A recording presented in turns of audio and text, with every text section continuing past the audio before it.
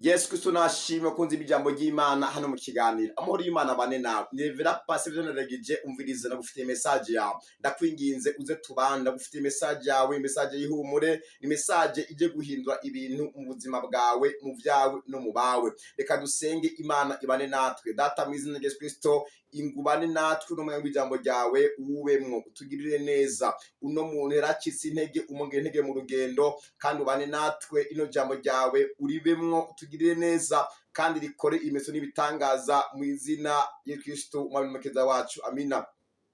Imana yo mwijuru ibane na gufite message ivuga ngo humura komeza ibyizigiro, humura komeza ibyizigiro. Ndiko ndabona ibyizigiro bye byatakaye, ariko hari intege Uwiteka Imana yo mwijuru iriko iragusubizamo. Humura komeza ibyizigiro. Reka dusome hano mu gitabo cya Yobu ibice byaho 14 umurongo w'indwi. Haravuga ngo kuko hari ibyizigiro yuko igiti iyo giciwe yuko gizokongera kunaga, kandi ibitontomwa vyaco bitazobura. Imana nishime cyane. Umviriza, hariho ibintu byacitse, hariho ibintu baciye mu buzima bwawe, ariko Uwiteka hari imvura y'umugisha ije kugwa, ije gutuma ibyaciwe binaga. Nari mvuze ngo haracari ibyizigiro. Ibyo ubona yuko bitazokongera kunaga, imvura ije kugwa binage. Reka gucika intege, reka kwiganyira, reka kwihebura mu izina rya Yesu. Hari ikintu kidasanzwe Imana ije kora mu buzima bwawe,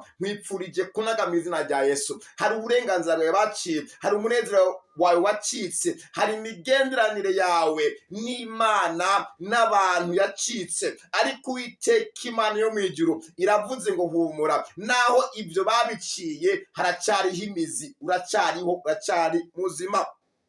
Umunezero wawe barawuciye, ubutunzi bwawe barawuciye, ndetse n'umuryango wawe barawuciye, ariko Imana nyiramahoro hari ikintu cyo gukora. Umviriza, hari ikintu nibutse, na telefone barayiciye. Kera warabakira telefone z'umugisha, ariko ubu zaraciwe. Ndiko ndabona zino mpera z'umwaka hariho telefone y'umugisha uje kwakira, hariho network idasanzwe Imana iriko irakora ku buzima bwawe. Haleluya. Uyanditse no message yari Yobu yari umukozi w'Imana, yari umuntu adasada kumva n'Imana, ari igihe kimwe Shetani ramusaba, ivyiwe biranyagwa, abana barapfa, ubutunzi burapfa, inzira bomoka, asigara ari nyakamwe. Ndetse no mukanya isase n'umudamu yaravuze ngo tukimana upfe. Nari mvuze uracari muzima, ntiwihebure, uracari muzima. Ibyo byapfuye bizobaho, aho kazi kandi kazovyuka, uwo muryango uzovyuka, abo bana bazongera kandi kuba bazima. Hari ikintu Imana ikoze ku buzima bwawe.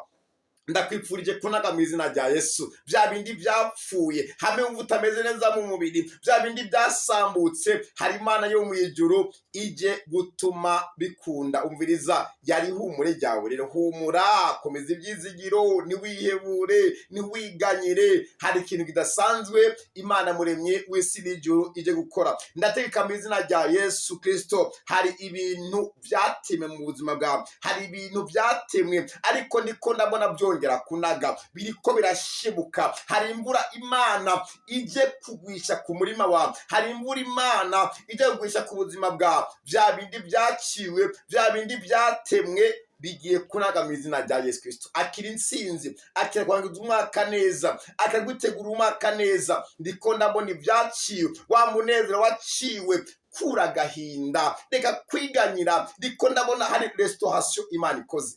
Mariya yaraciwe, ariko hari amahigwe ya kabiri Imana itanze. Haleluya. Umviriza, ariko Imana muri Bibiliya bita Samusoni bari baramuciye imisasi, bazi gusubira kumera. Umviriza, baciye icyo babona inyuma, ariko igituma umushatsi umera, igituma warabayeho, igituma iyo business yarabayeho, igitumye wararosa abo bana, igitumye wararosa ako kazi, kiracari muri wewe. Rero Uwiteka aje kukivomera, gitume kinaga, gisubire kandi gushurika, kizonaga cyame n'ivyamwa. Amuri Imana bane nawe rero. Message yavuga ngo humura komeza ibyizigiro, imbere ni heza mu izina rya Yesu. Amahoro y'Imana abane nawe. Humura, reka kwiganyira, haracari ibyizigiro. Amina.